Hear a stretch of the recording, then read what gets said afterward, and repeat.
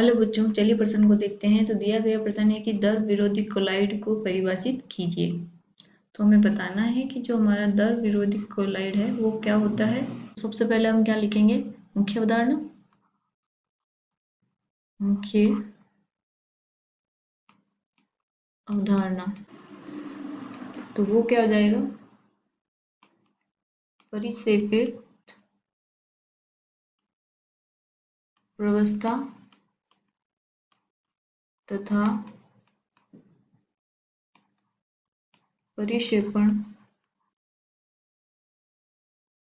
माध्यम के कणों के बीच अन्योन्य क्रिया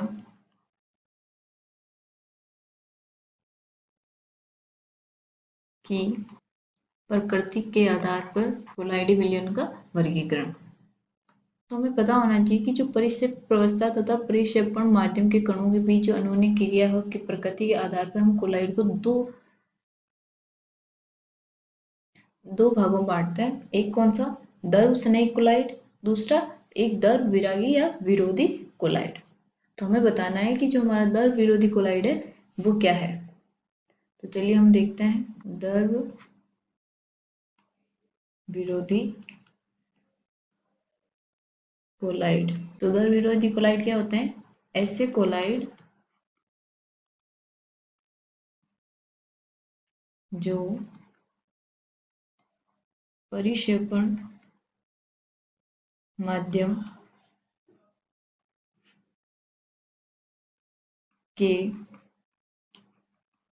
संपर्क में आने पर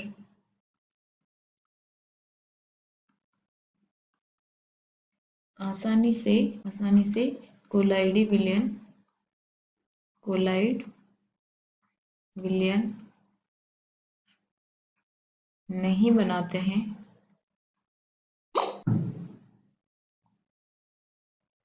या ऐसे बोल सकते हो कि जो परिक्षिप्त प्रवस्था या प्रेक्षण माध्यम के बीच कोई भी बंधुता नहीं होती है। ऐसे दर क्या कहलाते हैं? दर विरोधी कोलाइड। और इस प्रकार के कोलाइडों को विशेष विधियों के द्वारा बनाया जाता है। और इसका अगर मैं उदाहरण देना चाहूँ तो वो क्या होगा? धातु व इनके सल्फाइड के कोलाइड। धातु तथा इनके सल्फाइड के कोलाइड। तो हमारे जो दर विरोधी कोलाइड होते हैं वो कम स्थायी होते हैं, तो इसे आसानी से स्कंदित भी किया जा सकता है। तो कम स्थायी होते हैं तथा आसानी से स्कंदित किए जा सकते हैं। आशा करती हूँ आपको समझ में आया होगा। धन्यवाद।